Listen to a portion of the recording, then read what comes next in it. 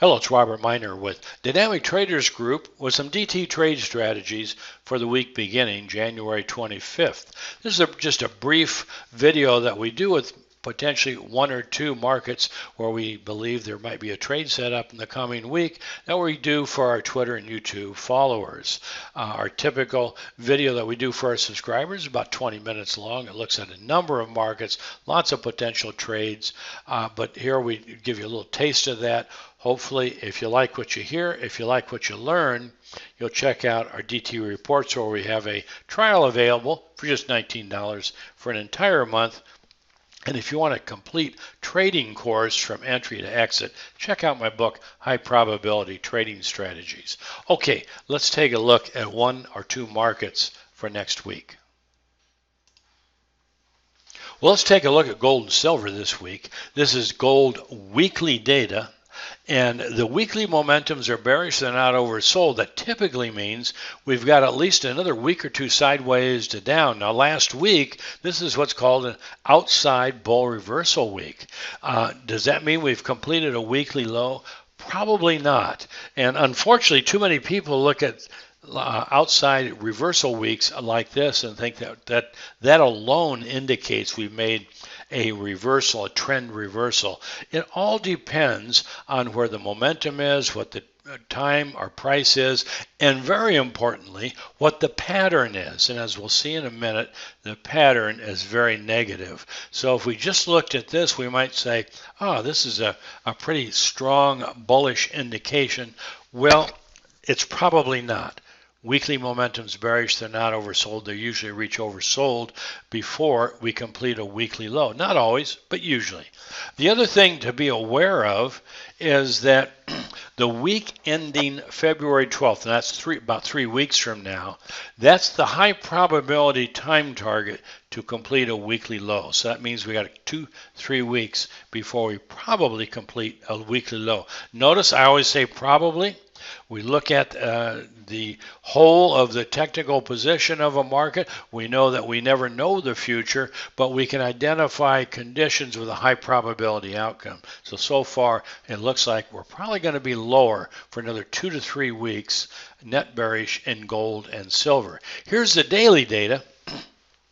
And here's a real lesson to be learned in the daily data, is that the daily momentums, the 8 has just reached overbought. That means we're probably within a day or two of completing a daily high if it's not already complete. But here's a real good lesson, is that we made a bull reversal in what we call dual look back daily momentums, made a bull reversal several days ago.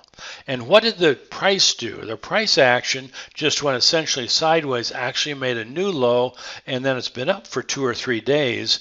But in that amount of time that we've had this bullish momentum over the last several days, about 10 days almost, and the momentum's reached overbought, we've gone nowhere in price. That's really negative. That really means, or at least implies, the market's pretty weak. So we've been looking at this as if we've made a 5-wave decline, which in Elliott terms we call a wave 1 or A, and that we've making a wave 2 or B corrective rally.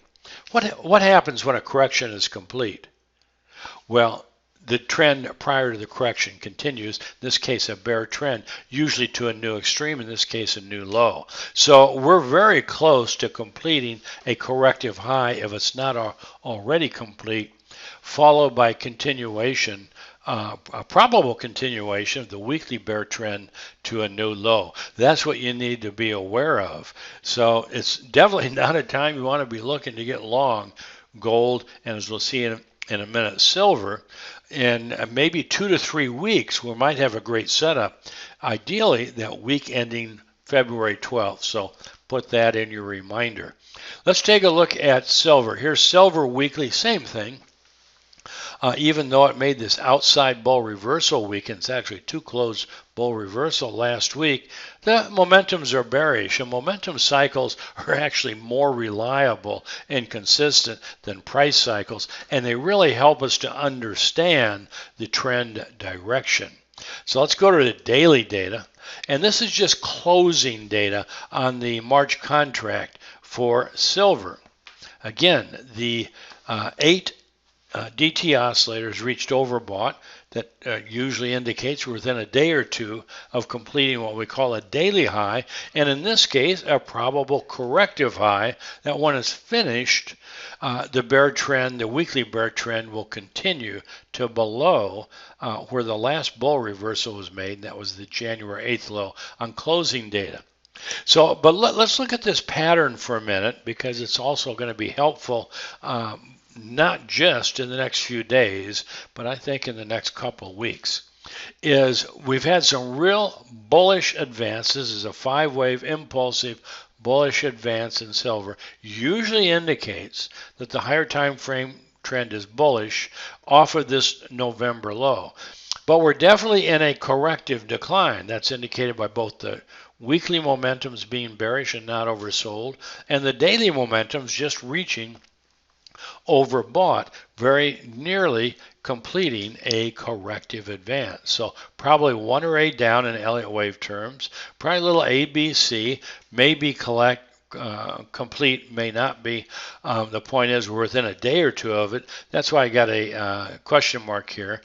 When it closes below, or if it closes below the January 15th close, then we'll take that question mark off. We'll know 1 or A is complete, 2 or B is complete, and we're going to decline to complete a wave 3 or C. More than likely in silver, we're not going to take out the November low. Silver is much more relatively bullish than gold or the GDX. However, they both, or all three of them, tend to trade in the same direction and make reversals around the same time.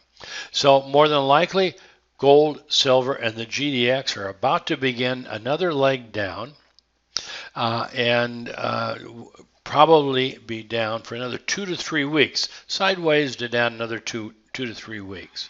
Silver more than likely will not take out the November low. Gold has more of a possibility of making a new low. GDX definitely does. In either way, what we know from the position of these markets is right now is not a time to consider getting long. And if the markets continue sideways to down for another couple of weeks or so, it may be another great opportunity to get long. So we want to have some patience in these markets, because we might be just 2 to 3 weeks away from that ideal go long setup. And I'm going to go back real quickly to the gold weekly.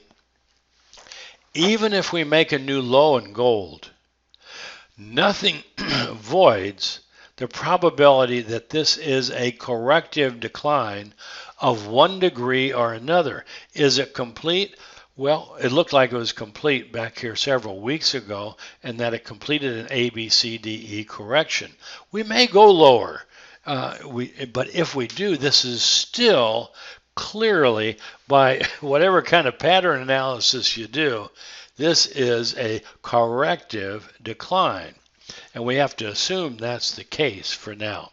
So even if we do make a new low in gold, keep in mind that's probably a corrective low. Every time we're in a position to complete a weekly low, we're in a position to complete this corrective decline, higher time frame decline, and it's an opportunity to get long. That opportunity is not now, but if we continue sideways to down for 2 or 3 weeks, it'll be an enormous opportunity, and we'll keep you up to date on that in the days and weeks ahead. Well, that's it for today. I hope if you like what you heard and what you've learned, and it's more important than what you learn because you can apply everything we talk about to every market and every time frame. If you like that, check out our DT reports, $19 for 1 month. Robert Miner, over and out.